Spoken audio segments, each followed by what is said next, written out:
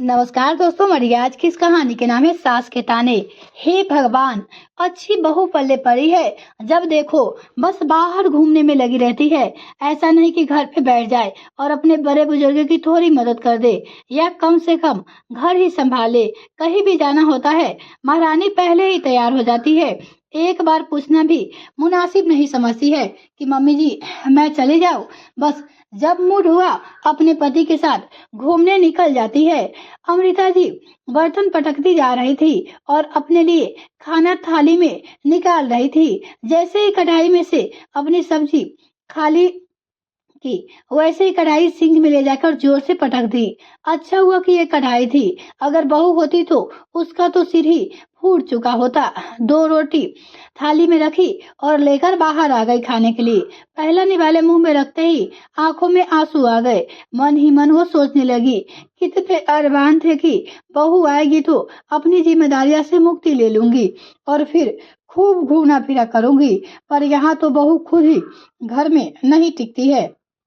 अब देखो, आज नंद नंदोई आए हैं तो ऐसा नहीं कि मम्मी जी आप भी अपनी बेटी दामाद के साथ घूमने आ जाओ। आज तो खाना मैं ही बना लूंगी। लेकिन नहीं, बस ऑर्डर देकर चली गई कि मम्मी जी शाम के लिए भाजी तैयार रखना, पाव मैं आकर लेकर सेक दूंगी। आज तो पाव भाजी खाएंगे। आंसू पोंछते हुए अमृता जी अपना खाना जैसे तैसे खाया और बर्तन सिंक में लाकर रखाई। अभी तो वैसे भी 2 बज रहे थे। बच्चे तो सब शाम को 5 बजे तक आएंगे। भाजी के लिए सब्जियां सुधारनी थी, लेकिन सुबह की उठी तो अब थक चुकी थी, इसलिए थोड़ी देर आराम करने के लिए अपने कमरे में आ गई।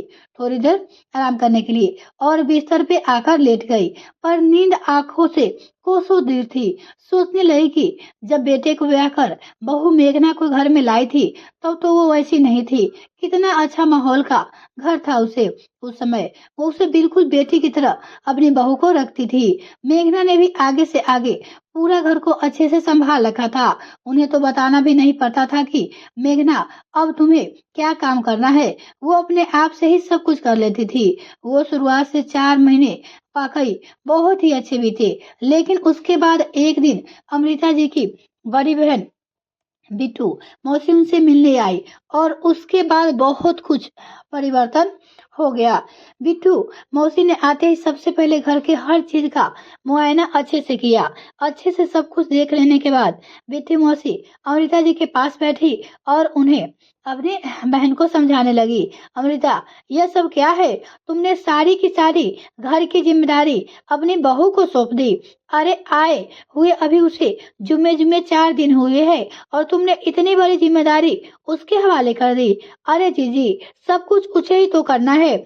आज करे चाहे कल करे, तो भला मैं बीच में कहाँ उसे टांग अड़ाऊं। अपनी मर्जी से सब कुछ कर लेती है, फिर मुझे कहाँ बीच में बोलने की जरूरत है। अमृता जी उनके हाथ पर हाथ रखते हुए बोली, बस तुम जैसी सास होती है जो बहू के आते ही सिर पे चढ़ा लेती है और फिर बाद में पछताती रहती है। पर उनकी बात में तो अमृता जी के हाथ का टाल दिया। खैर 2 दिन बाद मेघना को पति समर के साथ उसके दोस्त के शादी में जाना था। क्योंकि डेस्टिनेशन वेडिंग थी, इस कारण से मेघना और समर ही शादी में जा पाए। बाकी अमृता जी अपनी बहन पीठू मौसी के साथ घर पे ही रुक गई। लेकिन जाने से पहले मेघना अपना सामान पैक कर ही रही थी। उस समय उसने अमृता जी को अपने कमरे में बुलाया। अमृता जी के साथ साथ बिट्टू मौसी भी कमरे में आ गई। मेघना अमृता जी को बताकर कपड़े के साथ मैचिंग के गहने रख रही थी। तभी बिट्टू मौसी ने देखा कि अमृता ने अपनी शादी के सारे सोने के गहने अपनी अलमारी में ही रख रही थी। उसने से कुछ गहने निकाल कर उसने अपने बैग में रख दिए। यह देखकर बिट्टू मौसी को बिल्कुल अच्छा नहीं लगा। इधर मेघना और समर घर से रवाना हुए और उधर बिट्टू मौसी ने अमृता जी के कान भरने शुरू कर दिए अपनी बहन को। अमृता तू तो पूरी ना समझ रही। अरे बहू के आते से ही गहने रखने के लिए कौन देता है? तेरी बहू ने सारे सोने गहने, चाहे वो उसके मायके से आए हो या फिर ससुराल से चढ़ाए हो, सब कुछ अपने अलमारी में रख रहे हैं। तेरा आगे चलकर क्या होगा, मुझे तो कुछ भी समझ में नहीं आ रहा है। वो अपनी बहन को सिखा रही थी। अरे जीजी, बहू के गहने हैं तो बहू के पास ही रहेंगे ना, भला मैं क्यों उन्हें रख कर क्या करूंगी। मेरे पास कौन से पड़े पड़े डबल हो जाएंगे। और आपने देखा नहीं कि जाने से पहले अलमारी की चाबी भी मुझे देकर गई है। अमृता जी तुनकते हुए बोली, अरे ना समझ, अभी नई नई शादी हुई है, भगवान ना करे कि कभी ऊंच नीच हो जाए। वो तो सारे गहने लेकर चली जाएगी और फिर न तो चाबी लेकर बैठी रहना। ये सुनते ही अमृता जी बिगड़ कर बोली, जी जी, शुभ शुभ बोलो, कैसी बातें बोल रही हो आप। भगवान ना करे कि मेरे बच्चों की जिंदगी में ऐसा दिन आए। और फिर भला क्या कमी छोड़ रही हूँ मैं। बेटी की तरह तो मानती हूँ बहू को, फिर भला ऐसा दिन मेरी जिंदगी में क्यों आएगा। अपनी बहन से बोली। यह सुनकर बिट्टू मौसी ने समझाते हुए बोली, देख अमृता, कोई भी अपनी जिंदगी में ऐसे बुरे दिन नहीं सोचता है, लेकिन फिर भी ये आए दिन के किस्से हो गए हैं ना।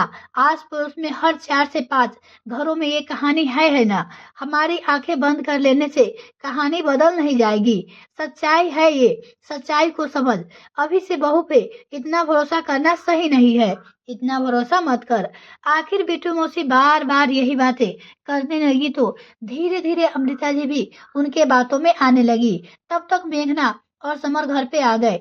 तब तक अमृता जी ने मेघना के अलमारी में से सारे गहने निकालकर अपने पास रख लिए। जब मेघना बाकी के गहने बचे अलमारी में रखने लगी तो अपने गहने ना पाकर वो हैरान रह गई।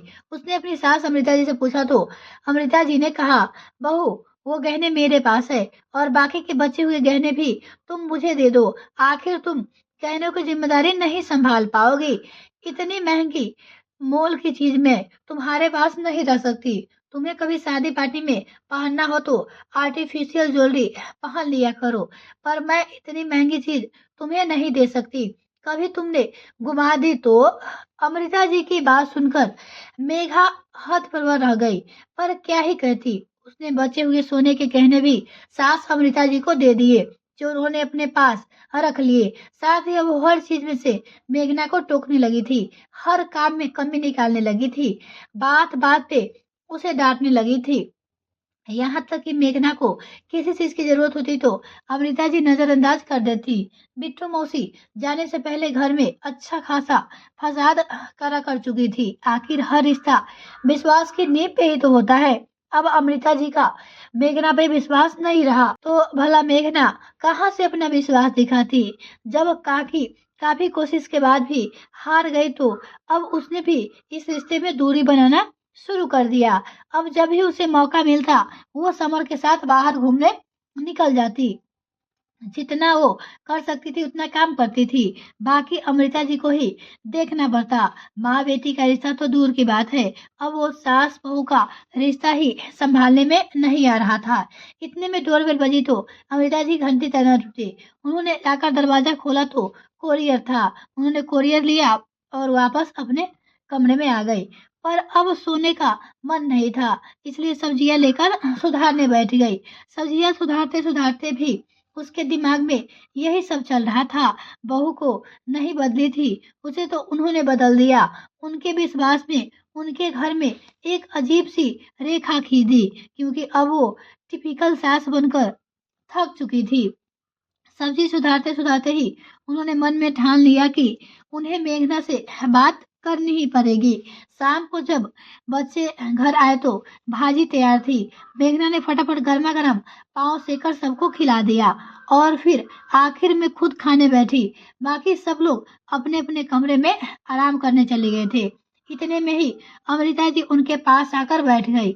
उन्हें यूं अपने पास बैठा देखकर मेघना को हैरानी हुई, क्योंकि काफी टाइम से वो मेघना के पास नहीं बैठी थी। कुछ काम था मम्मी जी आपको, मेघना अपनी सास से पूछती है।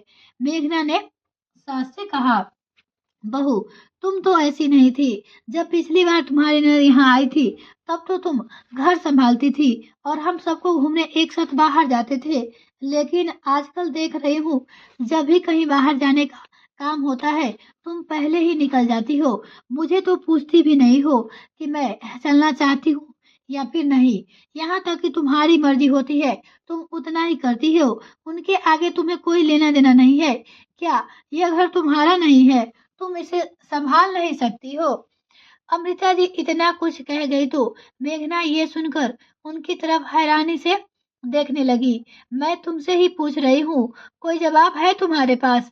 क्या एक बहू की तरह तुम्हारा फर्ज नहीं है कि तुम घर संभालो? सब कुछ मेरे माथे छोड़ जाती हो। अरे माना कि तुम्हें घूमने-फिरने का शौक है तो घूमो-फिरो, लेकिन घर तो सँभालने के बाद मम्मी जी कैसी बातें कर रही हो आप? मैं गहने नहीं सँभाल सकती तो आपका घर क्या सँभाल लूँगी? सोचिए ज़रा 7-8 लाख रुपए के गहने के आगे इस 1 करोड़ रुपए के मकान का मोल कितना ज़्यादा है? इतने महँगे मोल चीज़ों के लिए आप मुझ पे विश्वास कैसे कर सकती हो? इसलिए मैं जब कहीं जाना होता है तो पहले ही निकल जाती हूँ, ताकि आपको ये ना लगे कि मैं आपकी पीठ पीछे आपके घर को कुछ कर दूँगी। मेघना ने कहा तो अमृता जी हैरान रह गई, क्योंकि मेघना कह तो सही रही थी। उन्होंने तो कहा था कि महँगे मोल की चीज़ें के लिए उस पे विश्वास नहीं कर सकती। आखिर महँगी चीज़ अपनी बहू के हवाले नहीं कर सकती। तो बहू तू ये सब अपने कहने के लिए कर रही है। अमृता जी ने अपनी बहू से कहा। और नहीं तो क्या मम्मी जी, हमने ही कहा था कि भाभी से ऐसा करने के लिए। आपने एक पल भी नहीं सोचा। भाभी उस समय जब मेरे ससुराल आई थी तो आर्टिफिशियल ज्वेलरी पहनकर आई थी। कितना बुरा लगा था मुझ पे जब पता चला कि आपने बिट्टू मौसी की बातों में आकर भाभी के सारे गहने लेकर रख लिया है। उधर से आकर ननद बोली। अचानक अपनी बेटी को बीच में बोलता देखकर अमृता जी हैरान रह गई। उन्हें नहीं पता था। आखिरकार अमृता जी को भी एहसास हो गया कि उन्होंने भी दूसरे की बातों में आकर अपने ही घर के अविश्वास पैदा कर लिया। खैर कुछ दिनों बाद उन्होंने अपनी बहू के गहने वापस भी कर दिए। साथ ही कान ही पकड़ लिए कि आज के बाद कभी भी दूसरे के बातों में आकर अपने घर में आग नहीं लगाएगी, खासकर अपनी बहन की बातों में आकर। यह कहानी आपको कैसी लगी दोस्तों, कमेंट में लिखकर जरूर बताइएगा। अगर आपको यह कहानी पसंद है तो वीडियो को लाइक कर दीजिएगा, चैनल को सब्सक्राइब कर दीजिएगा। इस वीडियो को देखने के लिए बहुत बहुत धन्यवाद।